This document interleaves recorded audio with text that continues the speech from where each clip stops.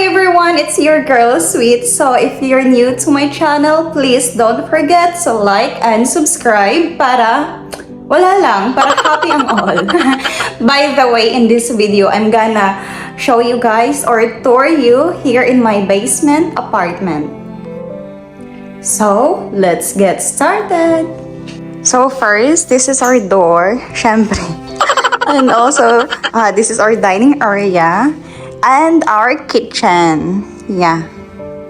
So, lahat ng itong microwave, itong refrigerator, itong rice cooker, and all of that. Meron pa ding mga plates here.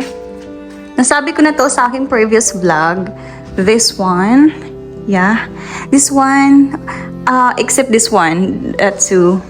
So, lahat ng dyan is lahat na yan is provided sa landlord or owner ng apartment na to. Diba? Ang bongga dahil ang daming fully furnished na talaga siya dahil pagpunta ko dito, hindi, lalo na sa mga baguhan pa lang or kakalapag pa, hindi ako nahirapan dahil ang daming mga provided things na magagamit ko agad and it's very necessary and I super love it and it's perfect for me.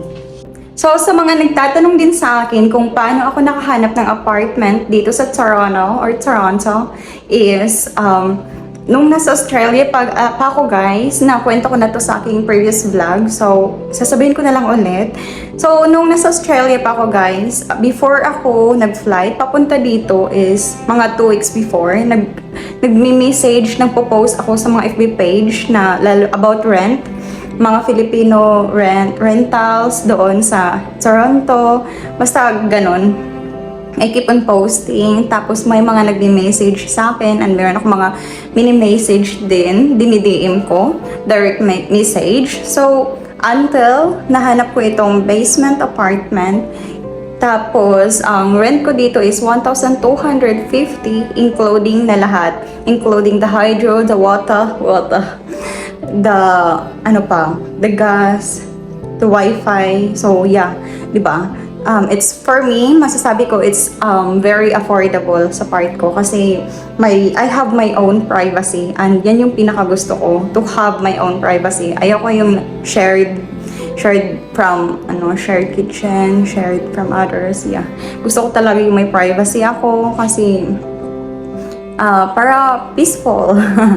So next, let's go. And also, this one is provided from the owner. Yeah, I'm trying to use this one pero naglolo ko kaya magmamanual na lang ako. So here, let's go to my room. Look. Yep. So yan, may siya, cabinet. May 3. Malalaki yung lagayan niya sa ilalim. And itong itong mga stuffed toy ko. I'm gonna share you guys. Ito, bigay to sa akin ng aking cousin. Ito, bigay to sa akin. This one, itong dalawa, napanalunan ko to kahapon.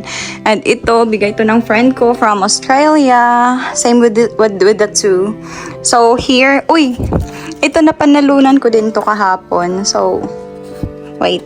Let's open. Haha. Ang cute! Yeah, i-decorate ko yan dyan siya. So, okay. Oh, ang cute! And also this one, napanalunan ko din to. So, let's proceed. Here.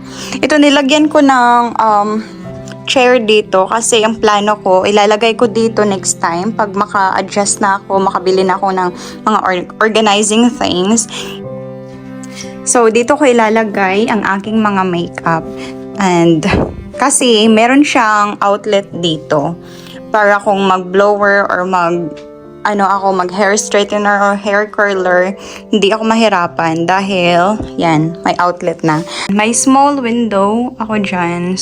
Okay, so that curtain is provided also ng, owner. So, ang kagandahan guys is hindi ako, kahit basement ang apartment na to is, I still have lights, yeah, from the outside. Yan. So, hindi siya like feel sad. I don't feel sad here actually. I feel so calm. So, let's continue the lamp. And so actually ito para sa high chair to, di ba, para sa wine table, pero nilagay nila to dito, so I'm gonna utilize this one. And actually here, so this is how I use this one, kasi minsan pag nagsusulat ako or nagjo-journal, kasi mahilig ako mag-journal, or kung nagla-laptop ako, nag-i-edit ako ng video. So yan, hindi siya mahirap kasi hindi mababa and hindi masakit sa likod. So yeah, I'm gonna utilize this one. So it's perfect. Tapos kung mag-emote or manonood ako ng movie, yeah, di ba? It's really perfect, and yeah, I love it so much. So let's proceed. And here merong small cabinet. Meron siyang dalawang compartment. And here, yeah, lahat ng bed na to, the pillow, the blanket, and all of that is provided ng owner. And yun, as in, sobrang grateful ako talaga dahil hindi talaga ako nahirapan nung pagpunta ko dito sa Canada or sa Toronto. Sabi na Toronto daw pag pronounce, hindi Toronto. So, this is my room. Ito, dito ko lang nilalagay yan pero ngayon, dito ko muna sila nilagay and magbibip while I'm still undecided kung paano siya i-decorate or i-arrange. So, here, meron tayong walk-in closet. Here, di ba, ang laki. Sobrang big. So, yan. This is my walk-in closet. Ang laki niya. And, yeah, itong mga skincare and makeup ko, dito ko muna siya nilagay temporarily. Dahil magde-decide pa ako, paplanuhin ko pa, i-rearrange ko pa lahat. And kung saan ko i-organize ang aking mga skincare and mga makeup. So, yun. Ang plano ko kasi, dito sa aking walk-in closet na area, dito ko lang ilalagay yung about sa skincare, anything related sa skincare, or sa mga hair products, ganon. And doon sa aking room, doon ko ita-transfer ang aking lahat ng makeup. So, para doon na ako magme-makeup. So yeah, but before that, kailangan ko pang bumili ng mga organizer para sa aking mga gamit. So, this is the toilet. Yan. So, yan provided from the owner. Sa owner din yan. And this one, I bought that one from the Larama. And my bathtub. Look guys, wala pa akong skincare. Wala pa ako masyadong skincare. I only got soap and that one. For my hair, shampoo and conditioner. So, that is my bathtub. And, yeah, may lababo dito. And may lagayan to organize the things para hindi magulo. And yeah, until now, hindi pa ako nakabili ng another new skincare kasi I have to think about it pa. Kung kailangan kong syempre pag-isipan, kailangan ko muna maging stable and everything before maging gastadora. Before bumili ng kahit ano. So, lahat kasi ng mga binibili ko is pinag-iisipan ko muna. So, pinagpaplanuhan ko muna before ko ginagawa yun. Before ako nagwawaldas ng pera.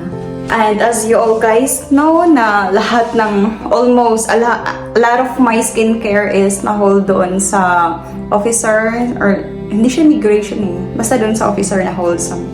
So that is my walk-in closet and yeah, my toilet. Yeah, dyan ko lalagay yung aking bag. So next, let's go to laundry area. So here, it's from the owner. And yeah. Actually, naglalaba ako guys eh. So this is our laundry area. Sa wash, this is for wash and this one is for dryer. So yan, as you can see, may mga laman dahil naglalaba ako ngayon. So wait lang guys, kunin ko muna to.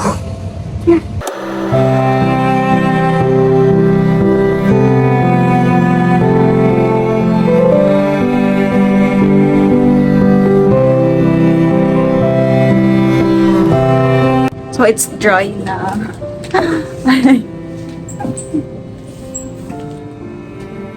So let's close that. So yun lang guys ang aking basement apartment tour, and so yun, as you all know, sobrang hilig kong mag-organize ng mga gamit, mag-design, yeah, that's one of my favorite things to do. Parang I feel calm pag ginagawa ko yan. So, but now, I'm gonna utilize muna kung anong meron dahil sobrang magastos din kasi yan eh. Magastos siya, lalo na sa part ko kasi gusto ko na, alam mo yung pang Pinterest, may gusto tayong i-achieve na design. But it takes time. Everything takes time. Dadating din tayo dyan, yung goal natin or gusto natin ng mga kung on how are we gonna organize our things. Dadating din tayo dyan sa perfect na oras at panahon. So that's it, and that's all for my apartment tour here in Serrano. And by the way, gusto ko lang sabihin guys na ang dami kasi nagsasabi na nakakatakot daw, akala mo isa ganun-ganyan. Guys, hindi kasi ako matakotin. Kung kayo natatakot, sa inyo na yan. Kasi ako, hindi ako natatakot and wala akong kinakatakutan. So, yun lang. Thank you so much, and please don't forget to like and subscribe. Bye! Now, may lakad ako. Kung gusto nyo sumama, so, yeah, iba-vlog ko na lang. And, yeah, kung gusto nyo pang manood, kung saan ako maglalakwat siya, just keep on watching.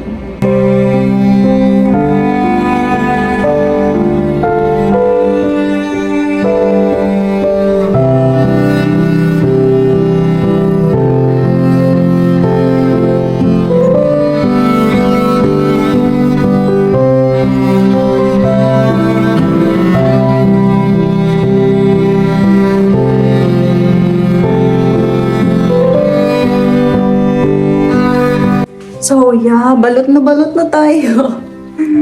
Hindi ko alam. Dapat hindi itong nilagay ko sa ilalim. Pero ito yung feel ko. Kaya, yeah, carry. Let's go.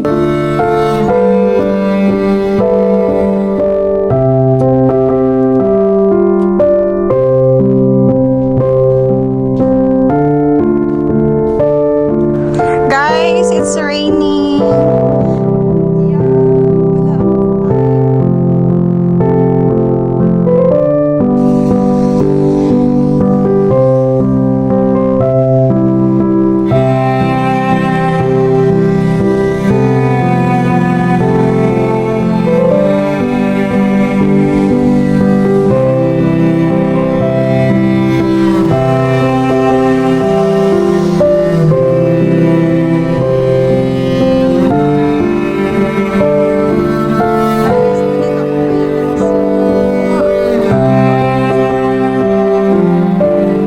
So yeah, it's here, and also yun, support small business kasi mahilig din kasi ako mag-support ng mga business, lalo na yung mga small business. And also like for example, yung may mga friend ako na may business sila, kaka-open lang, sinusuportahan ko talaga. And syempre hindi ako nanghihingi ng discount kasi yan yung way ko para maka-help din sa kanila as a friend, ganon. So, kaya kayo, kung may friend or kakilala kayong nagbi-business, huwag kayong manghingi ng discount or ano, kasi pinaghirapan nila yan, and also business yan. Ibang usapan yung friendship nyo. So, yun. It's a way of showing our love to them. A kind of love na walang hinihinging kapalit. So, let's support and uplift one another.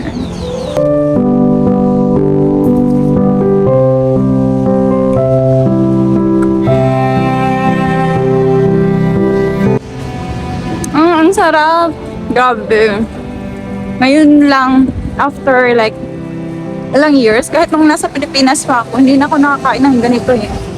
Sobrang matagal-tagal na din since the last time na kumakain ako nito.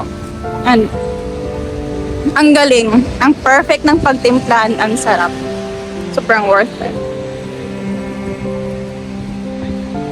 So if you're here in Toronto or Toronto, ay nako basta. Tapos gusto niyong mag-order ng dito budbud. Budbud sang ano, balanghoy siya, balanghoy na budbud.